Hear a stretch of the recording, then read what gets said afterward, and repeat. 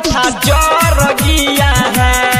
हमारा धान के बिया 4 कट्ठा जर गिया है। बोला बाबा तोहर बसहा बिगड़ गिया है। हमार धान के बिया 4 कट्ठा जर गिया है।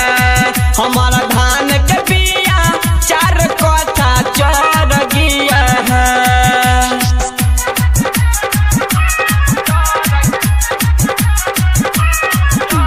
डीजे सनी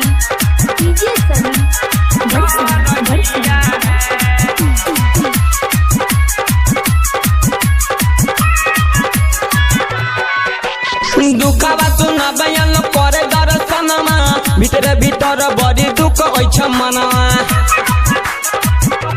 हाँ हाँ दुखवा सुना बयान करे दर्शनमा भीतर भीतर बड़ी दुख होइ छ मनवा। खेत कोना रोपेतै जीव डर गिया है। खेत कोना के रोपेतै जीव डर गिया है। हमारा धान के बिया 4 कट्ठा जर गिया है।